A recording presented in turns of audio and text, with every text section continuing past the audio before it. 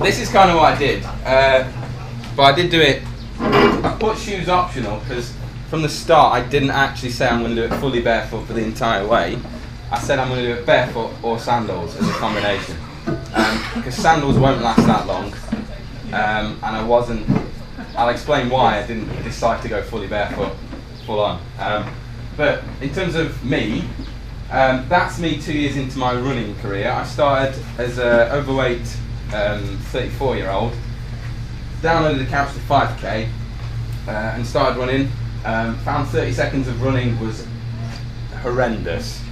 I was just broken after 30 seconds of light jogging, and it didn't sort of make sense. So I started to do research, carried on with the training program, hence the running sucks t-shirts, because I actually had some made just to keep me training because I was really overweight. But eventually someone told me about ultras, so I skipped marathon and I went straight into an overnight 50 miler.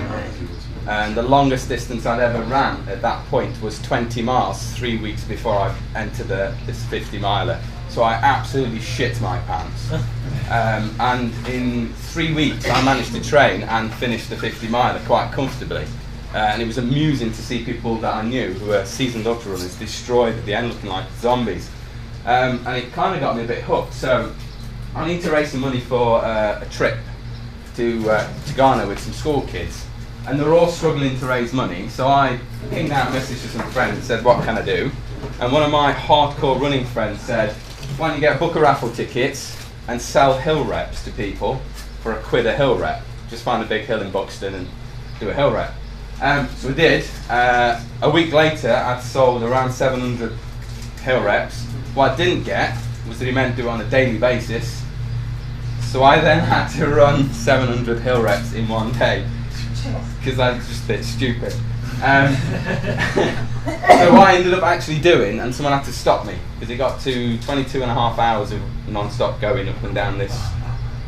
It was about it was around 1/10 of a mile. I mismeasured it. Should have been a 1/10 of a mile. So I'd done 65 miles after 650 laps. I ended up doing 652 laps.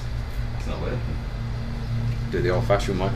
There you go. I ended up doing 75 miles. Had the same amount of climb as Mount Fuji, and it raised £2,000 in just over a week because there was people turning up, and it was really nice because all this was some of the school kids that took part. Kids that had never ran turned up and said, "That looks ridiculous. We don't understand why you're doing it. Why aren't you running?" Things like that, because I wasn't running the uphills, I was just walking quickly up and then running back down again. And some of them ran 130 odd laps just to find out what it was like. And I was kind of buzzing from that. Admittedly, don't do anything like this. It's soul destroying. I got the first ticket and I ran for what felt like an hour, ran past the dude that's keeping count and said how many, and I'm expecting like 10 or 12. He said 3. And I nearly cried because I sort of looked at the watch and went, oh shit, this isn't going to end today, I'm going to be going for days. But I sort of moved on from that, and during it I can remember wondering, why the hell am I still moving for a start? Why won't I stop? And I kind of got a bit interested in it and had a conversation with someone who came to help me, dressed as a nurse's outfit, and I did compliment her on her choice of clothing, which is great. That I'm going to do something next year, but it's going to be point to point. I want to see stuff. I never want to do anything like that. So the Hill Ultra, if it ever reappears, I'm never entering it. Bet you do. I bloody won't. Who said that? Not a chance. I did nearly do, but I didn't. I walked off. I remembered this. So what I did was I decided I'm going to do it. Didn't tell anyone. I'd already started this barefoot thing or minimalist thing because I didn't feel efficient. Before that, I was sort of a person who enjoyed alcohol a little bit too much, smoked quite a lot of drugs, and I skateboarded a lot. And a lot of it was all to do with efficiency. Like when you skateboard, it has to flow from place to place. The trick has to be done smoothly or it doesn't count. Lots of style rules. And I started applying it to my running or walking. And then I found this guy. He was my sensible dude at home to help me run the jog. he did this after I came back in the middle of the winter. It's not Rob Pennington, is it? No, it's a guy called Peter Ambrose. He phoned me up one night and said, I need to ask you a favour.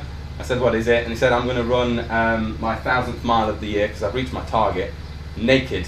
And this is actually the trick point at the end of the first sort of down up of the hill ultra. And he did do it in winter. He did get hypothermic because he started twatting about around that thing for about 5 minutes. And I had to lend him my sort of warm top and waterproof to get him off the mountain. Well, it's not really a mountain, but get him off the hill back to the car. But he blew my mind doing that this year. But sort of moving on, I started fundraising. I said I'm going to run Land's End to John O'Groats and I'm not really going to go with shoes. The thing with the shoes was it was going to cost me too much because I had bills to pay. I couldn't afford it. I really could not be asked to find people to post shoes to or work out where the shoes should go.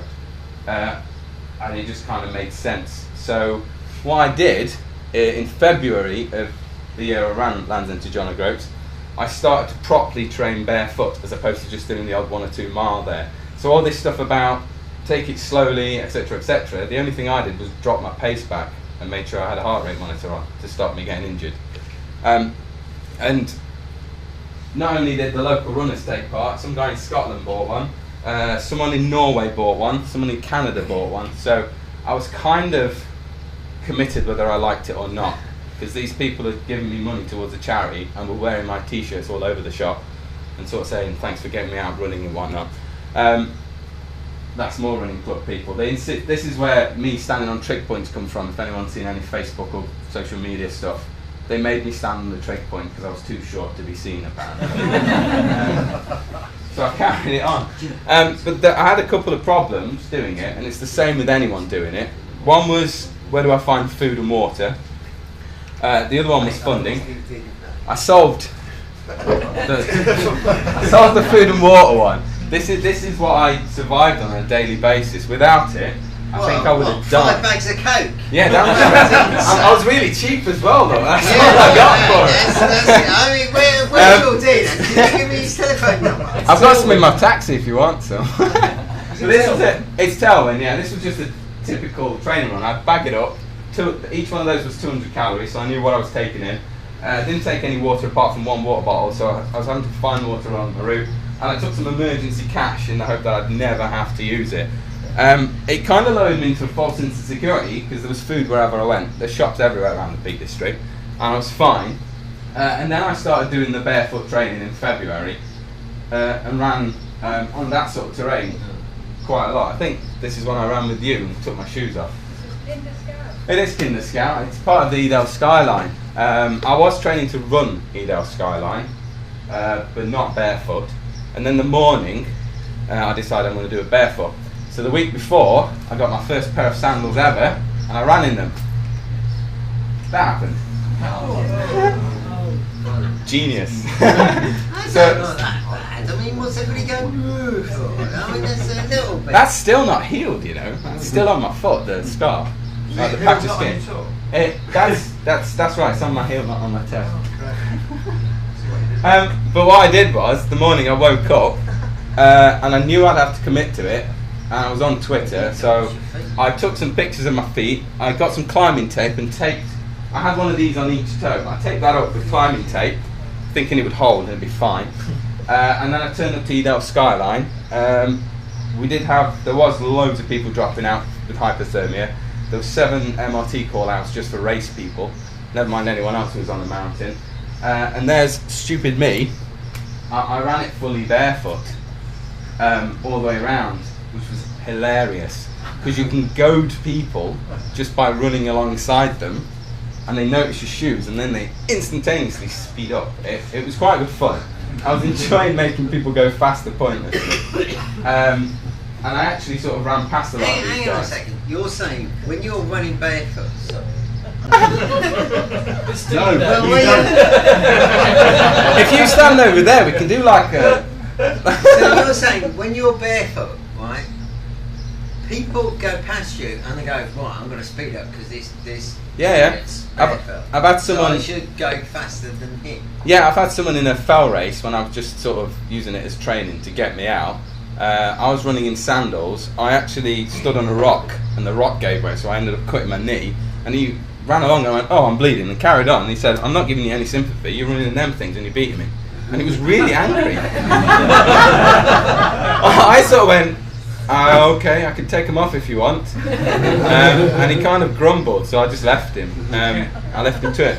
But this opened my eyes. Actually, at mile 18, overlooking Edale, I stopped because I was going past people, they're all kind of falling apart, and I was just suddenly going, oh my God, I'm alive. And I stopped and had a bit of a cry because of what I'd just done. Like, it was just totally overwhelming because I didn't think it was possible. I just did it to prove a point more than anything else. Someone said no chance, and it was one of my friends who said no chance. He'll stub his toe, he's not finishing. So what I did then, because I am a teacher, I upped my training and I covered my entire classroom in Lego and walked around barefoot. I put it all over my classroom floor and trained to walk on it. And the amusing thing is, were the kids there at the time? Yeah. This was during lessons. The thing is, I didn't have time to train. So some lessons it was like this. Other lessons I'd be wearing a 10-kilo weighted vest. Some lessons every now and again I'd be on the door frame doing 3 pull-ups at a time, trying to get up to 21 in a lesson. Was this a special school?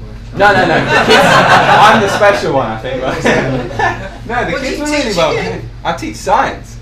So the amusing thing is this year, because I'm working on... How old are the kids? 11 to 18. The amusing thing is, these that you can slip on in shoes and hurt yourself did not get any complaints. I got told to put shoes on because of health and safety risks, which I thought was ridiculous because I'm wandering around barefoot as much as I can, and that was the secret to it. I made doing that really habitual, so I avoided putting shoes on. I stopped using soap on my feet, which sounds silly, but soap actually sort of digests or breaks down the top layer of skin and makes your skin softer. That's why fairy liquids give you hands that are as soft as your face. It's because you've digested the top layer of skin and washed it away. So going back to your, sorry. Yeah. We're going back to your Lego things. Are you generally trying to step on them? Yeah, I was. No. Is it that, or are you trying to naturally walk around, and when you step on them without knowing you're stepping on them, get used to that? I even went to this stage. What I was doing was trying to make my brain used to obstacles that I can't necessarily see, because when you're running along the trail, you're not going to see every single stone. Any barefoot runner says, oh, I can feel the trail on my feet, blah, blah, blah.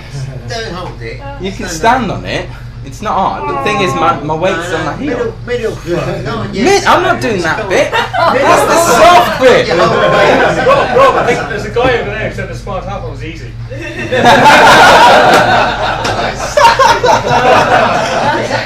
Is that fucking Sam Robson turned up? But so moving on from the training, the other part was my kit. I was lucky in that someone donated a tent to me, so I reduced my pack's weight by about 500 to 600 grams. And I sort of kept whittling down on what I was told I needed to carry. So I actually started with all of that. I had that's just a little meth burner, a little pot which I very rarely use, some ethanol stolen from the science department, mobile phone crap, some people gave me arnica gel didn't do anything, just made my legs shiny at the end of the day, which with a brown leg looked really good, just nobody there to see it. Nipple cream. What? Nipple cream. I've got nipple cream. That's that. That was for chafage. I found that I didn't have string vests. I didn't know it existed. And I took my sandals out I've been training in. So they'd done 1,000 miles and they were really, really thin already. They'd fully moulded to my feet. They were kind of completely bent. And I started off. But it seems my tradition. Most of the races I do, I'm always hungover. So I started in typical Aleks fashion. And I couldn't keep any food down because I was really hungover and spent the entire journey to Land's End in the back of my mate's van, avoiding any sort of food. But then we got down, don't remember getting down, pitched up my tent, and then woke up. Let's just say I know what it would feel like if you got swallowed by a jellyfish, because my entire tent was flapping around me because all the tent pegs had pinged out. And what I had to do then was, in a panic, shove everything in my pack, which was wet, into my dry bag, which now no longer was a dry bag, And then sat in my friend's van for about 3 hours debating whether I'm going to delay it for a day or not. And it got to about 9 o'clock. I went, you know what, this is stupid because the weather's not getting any better. And I started Land's End to John O'Groats in that sort of weather. That's 27th of July. I was wearing most of my kit, which was wet. And basically trying to work out how the hell to use that thing because I didn't know how to use my tracker. But I turned it on, ran off. Apparently, as I ran off, some guy turned up with a bike to do Land's End to John O'Groats and looked really confused because I just ran off with a pack on my back and no shoes on, and he's turned up with all this gear on his bike. But it's basically I carried on. That day was tough because of the winds, because of the rain. It was non-stop. I was planning on doing around 29 miles. I did 22. Got to Corbis Bay a little bit distraught because I'm way behind schedule. I'm a teacher. I've got 6 weeks to do this 1,200 mile rough trip. And I didn't know where to wild camp. I'd never wild camped before. I'd camped. I kind of wild camp in gardens, that doesn't count. So I've never had the problem of I'm somewhere new, I don't know where I can wild camp. But I got lucky because someone said, go camp on the golf course. I run the golf course, you'll be fine. And that was my first night. And I basically spent the night going, right, I need to do an extra, I think it was about an extra 7 miles on the southwest coast path. It's an amazing path if anyone ever wants some really technical stuff to run. I loved actually running it, apart from day 2. I got, it was windy. I got blown over and I smacked the top of my left foot and it swelled up like an egg and I couldn't move my foot properly. So whenever I could, I iced my foot and drank coffee and half pints of beer to try and numb the pain because I didn't take painkillers with me. I carried on. Day 5, I felt like a god running hills with an 8-kilo backpack and going, my God, how am I doing this? I was doing it because I was compensating for my bad left foot, overstriding with my good right foot, and getting to Barnstable, drinking that pint, thinking, shit, this is over now because I've got severe Achilles tendonitis, and I had the biggest ankle I've ever had in my life. I couldn't move my ankle; it was locked like in a sort of flat position. The calf muscle would not loosen up. And Javed said he takes a foam roller with him. I was using whatever I could find. Sides of lampposts, getting my foot on them. Fence posts. Handrails are amazing if you need to work that muscle there. Just lean on them. Everyone looks at you really weird as you gyrate. And you groan a little bit in sort of, as you find the good spot. But then they see, the thing is, they see your feet. So then all that goes out the window and just like grimace and walk off, just unable to cope with no shoes. I was lucky because a friend I'd not seen for about 12 years got in touch as I was drinking that, and he said, dude, not seen you, come over, I'll give you a bed. And I actually sent back in the text and said it might be longer than a day. I think it's going to be a lot longer because I'm not sure if I can carry on. And I had a fairly sort of down point at that point where I couldn't carry on, or that's what the research said. You've got Achilles tendonitis. Anyone who's had it knows what it feels like. You should stop is the prescribed medication. So what I did was sulked on the beach for a bit. A friend of mine sent me a message repeating my words, which weren't my words, they were actually Yoda, saying you either do or do not, there is no try. I wrote back, you gave me some really wise words once, blah, blah, blah. And I read it and went, oh shit, I need to do this. So what I did was I bought a tennis ball, which I broke that day, just from the amount of pressure I used on my calf. Bought a tennis ball, got loads of food down me, and rescheduled the entire route. Now I hated the schedule because I didn't agree with it. I just wanted to do what I could do on that day. But outside people seem to be insisting on wanting to know where you are. I took 2 days off. This hadn't really healed.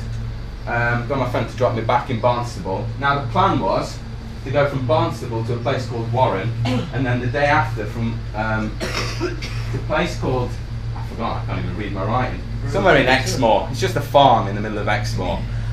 So I left thinking I'll just do 20 miles today of walking, but made a few mistakes. Firstly, I forgot to download any maps and navigators. I navigated across the entirety of Exmoor using that as my map. I put a pin there, worked out what the bearing was, put the phone away because I didn't know where the hell I was going to end up, and just did it by compass bearing, following trails. Some trails would wander off over that way, so I'd sort of redirect myself through woods and whatnot. And it was amazing. I really enjoyed it, even though I don't remember most of it because of the pain. I did spend a good 2-3 hours curled up on the floor, just trying to calm the pain without any painkillers. Didn't find any pubs or anything, so there was no booze in the option. Any streams that I found, I jumped in, and I basically used it to sort out my leg more than anything else, and take swanky photos of myself washing my feet. And then found the most Gandalf looking stick that I could and proceeded to use a walking stick to walk across. The walking stick that I used to break a toe when I hit the Offa's Dyke path because I started twatting about with it. You do these things. But about 43 miles later, no idea how I got to this point, I arrived at Weedon Cross and I looked out because they just had a village fete. So I walked into the huge marquee that they'd set up, snuck in, sort of zipped the opening up so no one thought anyone would be in there. I'm not sure why they would by zipping it up.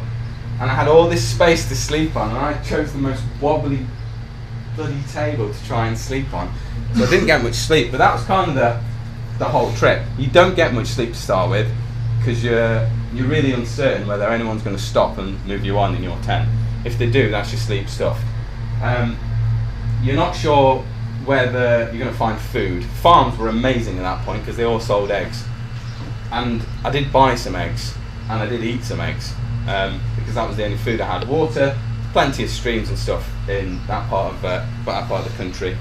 But then I hit Somerset, and the problem of food and water became worse. It's like running here. If anyone's been for a run, this place might as well be a desert if you're running, because there's no place for water unless you have a water filter. I did have one. I lost that on day 2 when I fell over. And my replacement was all the way back in Bakewell for when I arrived. Probably, I think it's around 400 miles away. So I basically lived off the land. I'm surrounded by broad beans. The smell I don't like. But I did find some sweet corn, so all was good. Little baby sweet corn, so I ate those. Carried on going. The other problem, like I said, was water. You're told 2 litres of water a day, general, if you're active, more. I went from 2 litres to less than a litre per day because that's all I could find. And that's all I was willing to carry because the weight was starting to really get to me. It was 8.5 kilos, and it was there every single day. When you took it off at the end of the day, you felt like you could jump through the ceiling of any building you stepped into.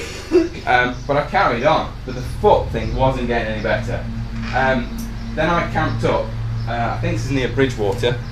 Camped up, and a friend of mine who's a physio who's helping me with teaching me how to deal with things said, you need to squeeze the shit out of your left foot. Which I then had an argument with him and saying, well, it's not my left foot, it's my right foot. And then went, oh yeah, I know what you're going to say, I've compensated, that's why I've got the injury. So I did. I had some climbing tape, I turned it inside out, wrapped it around my foot as tightly as I could, kind of like this. Oh, I love this clicker. Kind of like that, with an inner tube that I managed to get off someone, and then move the foot backwards and forwards repeatedly to get those tendons moving and to move the inflammation off the top of my tendon. At the same time, same climbing tape, I made the best pretense at knowing what I'm doing with physio tape, and I taped up the top of this foot to limit motion that way, so my foot going downwards, and then taped up the Achilles here to limit the motion forwards. So I was kind of restricting the movement of both feet, just so everything could heal and I could still move.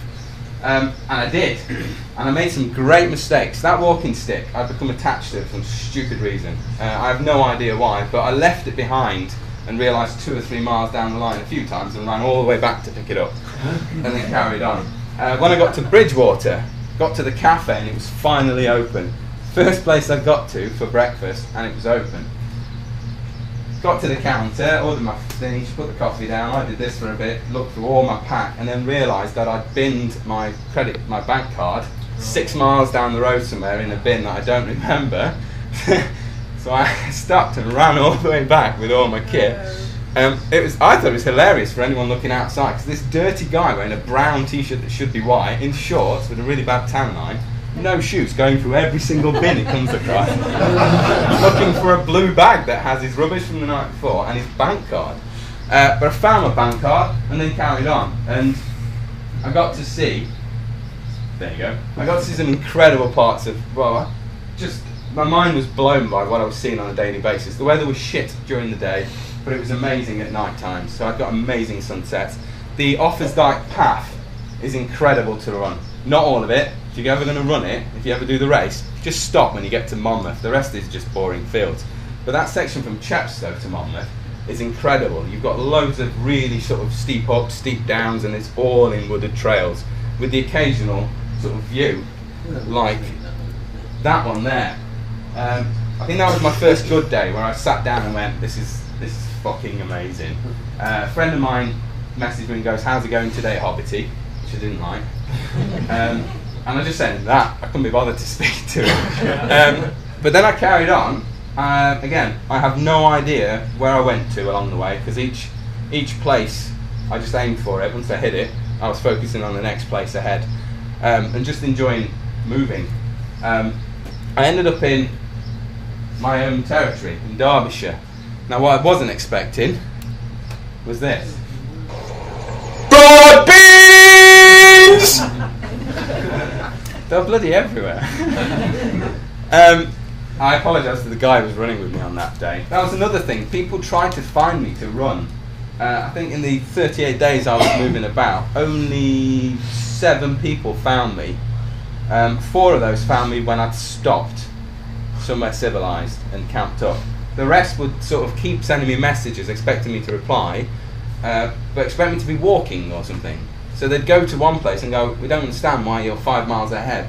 And it's because I'm running, I'm not walking. But I carried on. The problem with water didn't go away. I kind of learned to get water from wherever I could, drink it when I could. Eating, during the day I ate nothing. All I was taking on was the tailwind, just occasionally, and I was rationing that because I didn't want to carry too much of it. And then at night, if I found somewhere to eat, I would fill up with as much food, the biggest meal I could, and then I'd move on the next day. Which I was expecting, one of the reasons I did this was to lose weight, because I thought I'd get a 6-pack for the first time in 37 years then. Let's just say I was gutted, because I lost 7 pounds, and that was it, and there was no 6-pack, it wasn't even close. But it was amazing.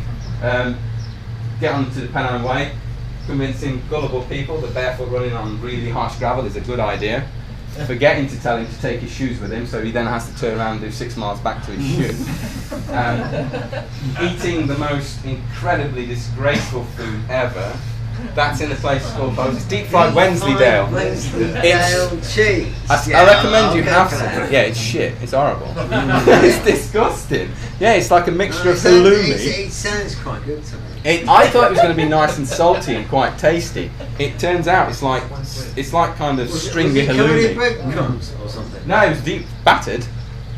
Oh, It was just a big fat ball. Okay, yeah, I'll go for that. Yeah, definitely.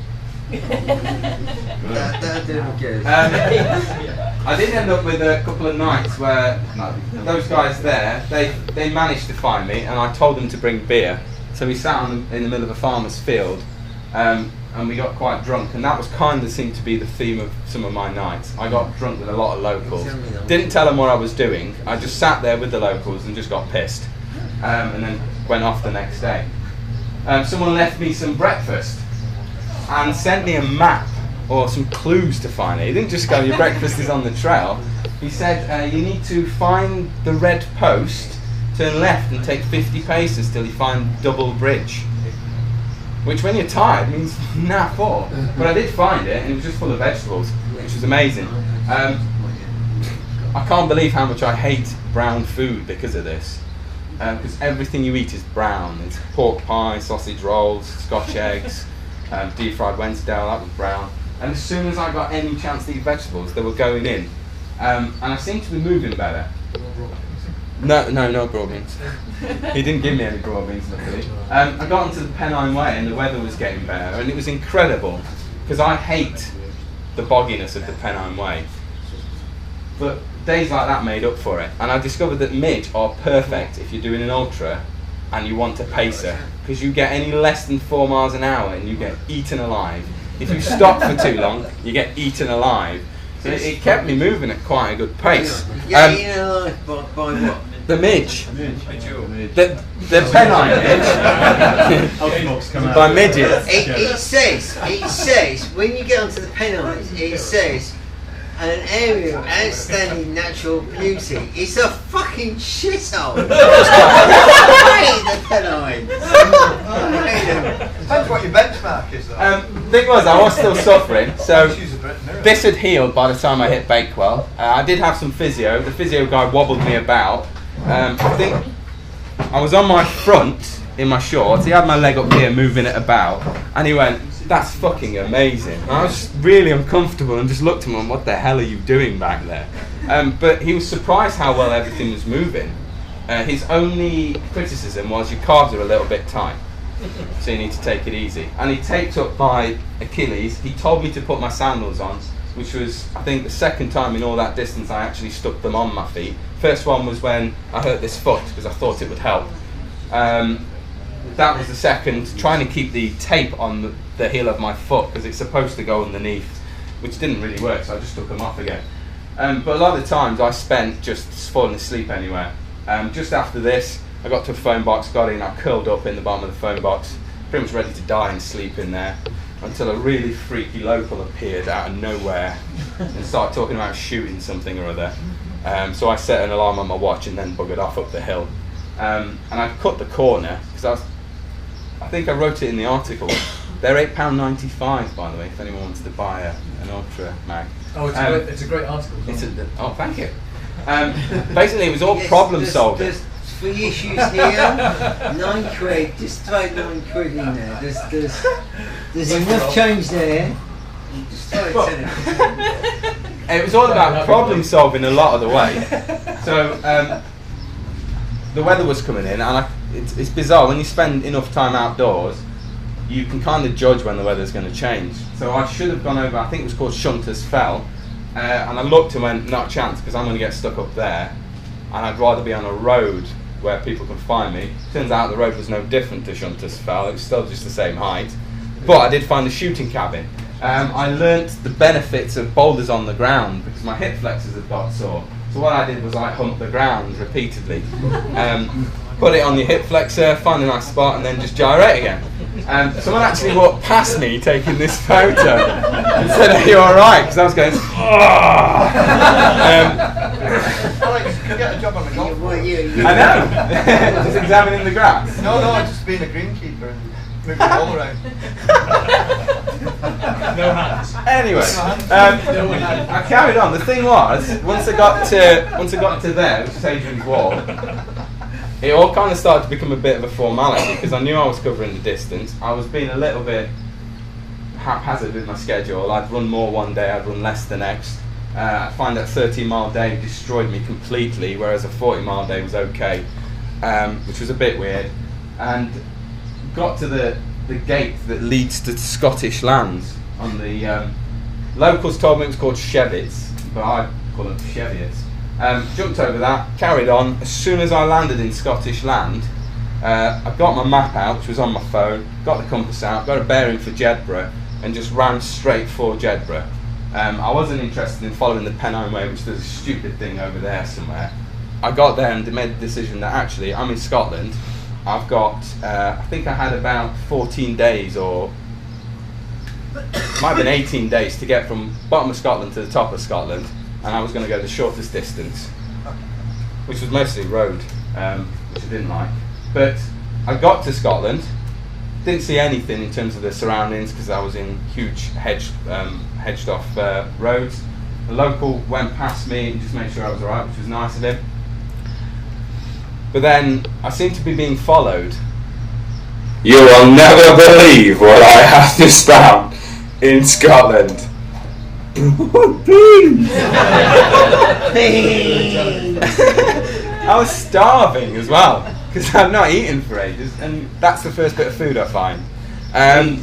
But I must have embraced the inner hobo, because the first place I walked into asked me to leave and take my bag with me after I'd ordered my drink, because they thought I was homeless. That person got absolutely ripped to pieces by the locals when they read the sign on the back of my rucksack. Didn't buy me a pint or anything. He just sort of apologised and went, "Sorry mate, thought you were a hobo." Oh, yeah, thanks. Generally I'd run along. I'd lost all sort of social inhibition. I would sit in public places with a pin in my hand, picking out thistle thorns from my foot like it was normal. Bits of glass, pick them out like it's normal. Sleep wherever. That's on that big bridge that crosses the Firth. I just had a nap on the side for an hour waiting for some friends to turn up because they wanted to meet me. That's the Firth and Forth. I have no idea. I got all confused what a Firth was. I thought they meant first and fourth. And then someone explained and I looked a bit stupid. But I carried on running and got to Blair Athol and realised I made a slight boo-boo. I was going to go across the Cairngorms, and that's all the food I had. So the thing I need to point out is that's already half eaten. What is it? It's adventure sausage. It's a reduced Polish sausage. It's just a dry cured sausage. It was about this long. Yeah, I call it adventure sausage. Oh, right. I've been experimenting with fat for fuel, so any sausage is adventure sausage. Right. Half a cake that I'd already eaten, back at once a month, and painkiller, which I borrowed from a friend who's happened to be up there. And I was worried about it, but I started, and it was amazing. It really was amazing to run through stuff like that. But then instead of talking about Cairngorms, I actually decided to make some videos of a typical day, just to show people what I was like on a general day-to-day basis. So I'll just let the videos do their thing. And I apologise for sound quality, it was windy. Why did nobody who have been playing this route through the Cairngorms mention the word bog? I absolutely detest bogs. You can't make any decent headway on bloody stuff. Your feet suddenly sink deep within the stinky, stenchy, boggy mess. You pull them out and they're just wet and horrible, and then it happens again and again and again. I hate the bloody bog thing. Why can't the Cairngorms be more like, I don't know, Scotland, covered in rocky death? Rocky death is amazing. Boggy death, it's dull. Bloody hate it. I'm sick of it already. Oh well, shame there's another 10-20 miles of it left. There was actually 25 miles left. You're actually quite a whiny there. Yeah. It was a 33-mile route, which went on, I think it's called the mini gauge route or something, and then once I got to a certain point I cut across a peak that was just short of 3,000 feet to drop into the Vale of Feshy, and then ran along the Vale of Feshy to Feshy Bridge. But then I ended up like this. It's a lot warmer in that position, but then it kind of went from that to this. Welcome to the Bogongorns. A minute ago, this place was horrible. Peeing it down with rain, it was sideways. The Vale of Feshy, got out the Vale of Feshy, found a lovely little track, and it was good running, I thought. I'm nearly done. I'm heading to Freshman Bridge. Yeah, and I was hungry. I managed to find a spot at a youth hostel. Someone said someone's dropped out, there's a free bed, come along. So I run to this youth hostel in the middle of nowhere. Lovely place, absolutely beautiful. Saw myself a vegetable stand. Bloody everywhere.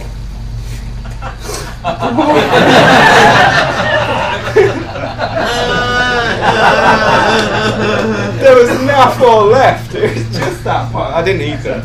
The thing is, I was moving on, and everyone was concerned about my feet. Not the rest of me. My hip flexors, nah, that's okay. The state of my mind, nah, you'll be fine. Feet, you need to look after your feet non-stop. So what I did was took a photo. This is what my feet were like when I actually reached Inverness. Tesco's in Inverness. That's it. Really good. This bit here is still soft. Are you cheating there, you motherfucker? Because there's no pictures of the toenails. What do you mean? Oh, you want the toenails? I want on toenails? I don't have any pros in my It's not wearing toenails. shoes, the toenails are right. Toenails were I fine. mean, that's easy. That's easy. No, sorry. I want toenails. I'll I try and want get you some. toenails. I basically carried on. The weather wasn't particularly good, but the advantage of shit weather during the day is you get incredible sunsets, and then you wake up to more rainbows than you could possibly ever sort of wish for. Every single day I saw at least 10, 20 rainbows in Scotland. They did get a bit boring. I stopped photographing after a while. I had photo after photo of rainbow, and it was actually slowing me down. Oh well, that's finished. Sorry, But the weather was poor. I was just turning around to Fisher and going, rainbows are fucking cool. They are. I'm jealous. But I carried on. Generally, I actually picked up my pace dramatically at this point. My maths was brilliant. I added 32 to 18 and made 40. So I ran 40 and went, oh shit, I'm 10 miles away from the nearest place and the sun's going down. So I pitched up next to the A9. Didn't sleep a wink, but then carried on, made up the extra 10 miles over the next day. Got to Aviemore, found the cafe that was open finally. So I went in and had a full breakfast, looked at my friend another friend who joined me because he was doing a bit of a motorbike thing. And I looked at him and said, I'm not doing any more today, I'm just going to run to Carbridge, 6 miles, and then going to stop. And he sort of looked gone out, because I still had 160 miles left, and I had like 4 days left to do it in, and I was just about to tag on an extra sort of 30-ish miles onto it. The weird thing is, your body, if you get it to do stuff, will do it. Thing through sort of bush. And then I ended up with about 55 miles to run on the last day. So the idea of Youth Hostel was sleep well, wake up early, set off early, you've got loads of daylight. I woke up at 6 giving up after 2 hours of sleep. Sat down for 3 hours while my brain woke up more than anything else. Had a breakfast of beans on toast, which was a luxury. And then I basically ran, and I had my uncle and my stepdad in the car, and I told them to leave me alone because I didn't want them being a distraction. And their job was go 6 miles, I would meet up. If I needed to stop, I would stop. If not, I'd signal, they'd just go another 6 miles. I didn't actually stop with them at all till about halfway, till about 20 miles in, and I went straight in the cafe and spent an hour just eating cake. It was amazing. Cake and coffee. My fuel most of the time had been pork scratchings, Coca-Cola and half a pint of beer, which is incredible fuel. You put that in here and you can do anything really. You feel like but then I carried on and I finished on the 38th day, which meant I won myself a bottle of whiskey from my uncle, who turned up and said, you are not going to finish on that day, you've got this far to go. And I looked at him and said, I will. But I'll bet you a bottle of whiskey. So I had a bottle and a half of whiskey to drink when I finished. What type of whiskey? It was Balvenie Doublewood, because it was the best one we could find. But the route was that long, 1162 miles. I did it in 38 days, with 35 days of it actually being running. I took an extra day off at Jedburgh just because I wanted to. That's how much climb was over the actual entire route. I binned a pair of sandals because I got to a point where I did put them on in Scotland and I didn't like the feel of them on my feet. And it took a little while, and the last day, or the last few days, I actually said to my uncle, I think I've proved my point. I'm going to stick my sandals on now, I don't care. If people want to complain, I'm more than happy to take the flak. So sandals went on and I ran all the way there. This isn't how it ended though. This is the day after, having woken up slightly hungover from spending most of the night drinking whiskey with my uncle and talking about my granddad, who's the reason I did that run, or part of the reason I did that run. This is the actual ending, which I could never post because school kids follow my Facebook page and my Instagrams, and as a teacher I shouldn't swear. But this is how it did end. It's after 10 o'clock. Sprint finish. Fucking, Didn't swear, starting. I tried again, I swore again. I have got one and I just decided not to speak and said, it's after 10 o'clock, pointed at the sign, just went done and left it at that. But that was the conditions I ran in for the entire day. It didn't improve. I destroyed my uncle. He joined me for the last 18 miles. He couldn't walk the next day. And I was kind of left completely plastered in my tent, having talked about my granddad, what he was like with my uncle. And I had a journal, so I wrote down some words, which I'm going to stick up and share with you. And it's this bit here that kind of interested me. It's the fact that if you shift your comfort zone towards the discomfort side, suddenly you find out you're okay. There was a section in the middle of the run going along the Pennine Way that I was in the middle of nowhere. I didn't have any food, there was no water, I needed to find somewhere to sleep. It was really sort of gaily gust, it was pissing it down still, which wasn't a surprise. And I actually did a little video recording which I've lost, but on it I said I'm completely comfortable with my ability to survive out here. So it doesn't matter that I've got no food, I know I'll get up the next day and I'll get to the next bit. And that's why I've started making some decisions. I thought people were interested in barefoot running, so I thought I'd show you what it looks like with sandals on, and share my training for my next thing. This is sort of my typical training run. It involves running on stuff like this, and they're stepping stones made out of limestone. And then further down the trail, it's like that. This is my idea of running training. And I know where's he gone? You mentioned the balance sort of element. A lot of this is me just learning to balance. If I do a race, I'll vault the gates, so I can kind of. Hey? Pint in each hand, that's not bad. Oh, that'd be amazing. Let's do that with a pint in each hand. I'm gonna have a go now. And doing other things like mid-run, I'll see something, and something in my head goes, I wonder if, and I do stuff like this.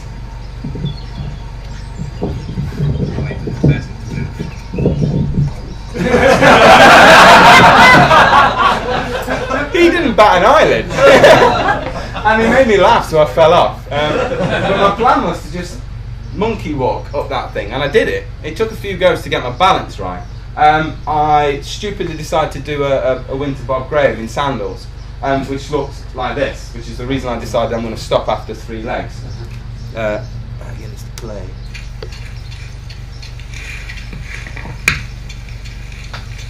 That's going up Westbury Traverse, and that's Danger Stewart's going to be, and Joe are going to be like pulling, like grabbing their heads, going, "Oh my God, I'm a fucking idiot."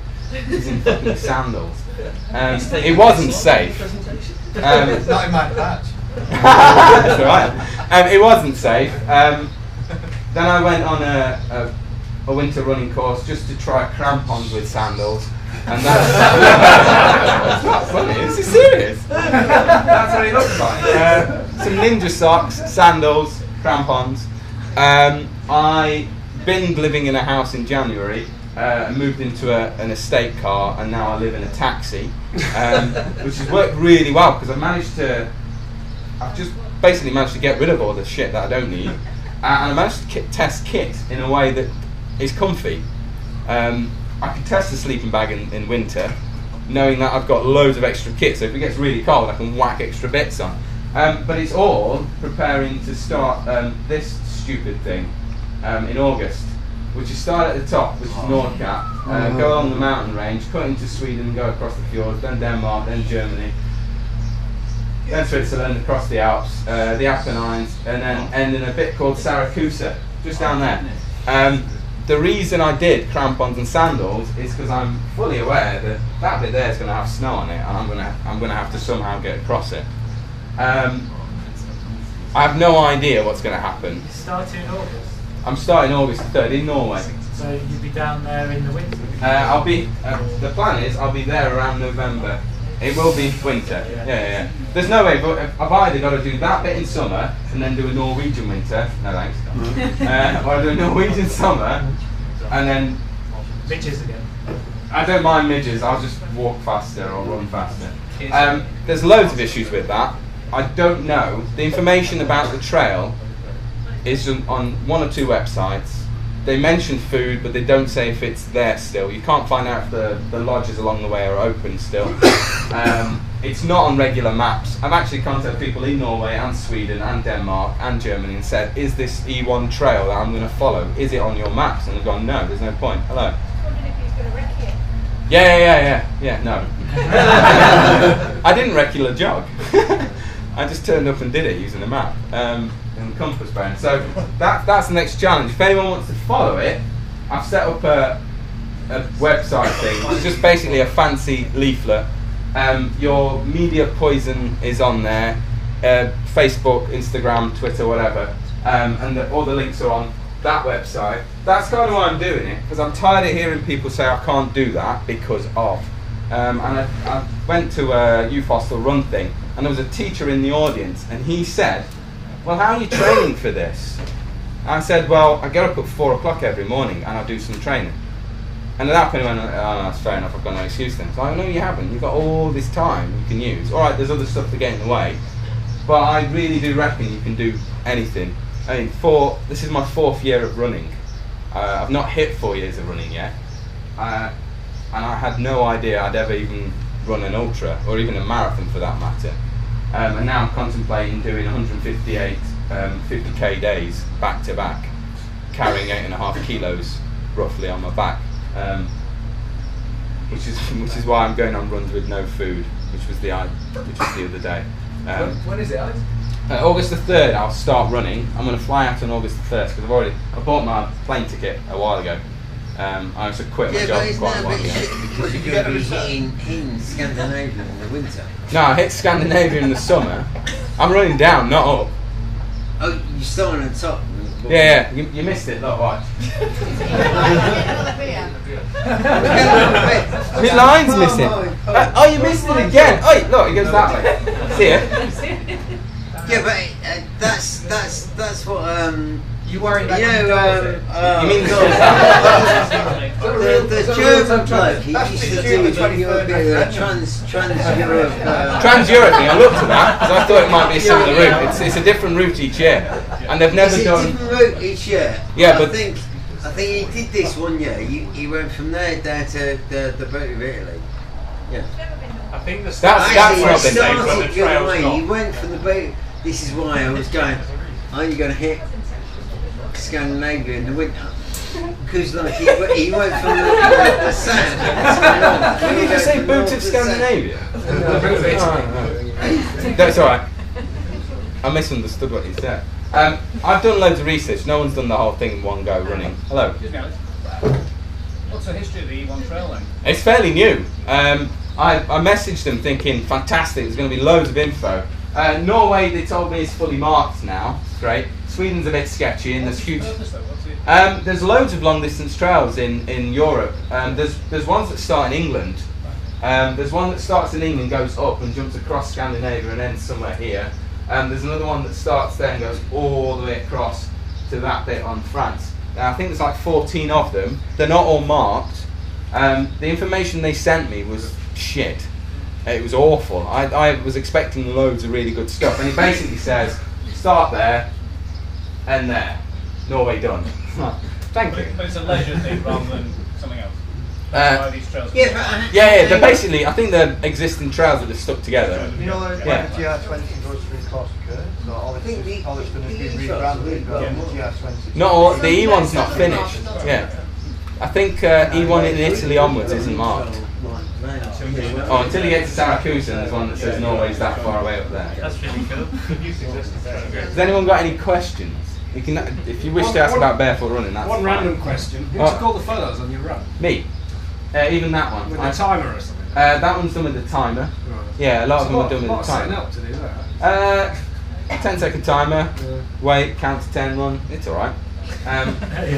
Occasionally you get a good one. Most of the time you get like your foot or you're miles away down the trail.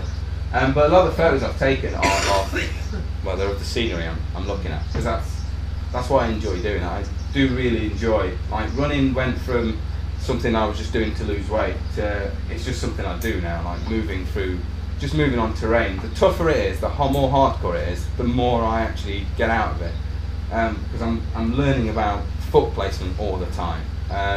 I am going to do a Bob Graham round at some point, just because I like the terrain, not because I want to do the Bob Graham round. I want to You know, run that's that Joe. particular range. You're going to ask Joe how to do Go on. it then. Do you treat your feet with anything? No, there's no point. No, not at all. I just make sure, like I said, it's as habitual as possible in terms of being barefoot. Because as soon as I put my shoes on, well, I can't put shoes on now. The shoes I own are too narrow for my feet, so they hurt my toes. I end up with cramp in my feet because they're being squished in. I tried running in a pair of shoes, and there is a noticeable difference in terms of the way my brain's just making sense of what's coming up. So I feel sluggish. So you do no running anymore with any trainers or anything like that? No. Everything I do is in sandals or nothing. I've even recce'd leg 3 of Bob Graham because I know it's the toughest one. I've recce'd that fully barefoot, and I've done a bit of it barefoot and got someone to take a photo of me. I didn't show the video because it was Lucy that came along with a friend of mine, and I was going up Lord's Rate, took my sandals off part way up to do the rest of it. Tiny speck, and then her shouting "Bell End." Bell End. Why didn't you show that one? I couldn't find it for a start. You can't see anything. It's just Lord's Rate, and then someone just goes "Bell End." Maybe it was a statement, Alex. Very good. Thank you. All right. Brilliant. Thanks very much. Thank you.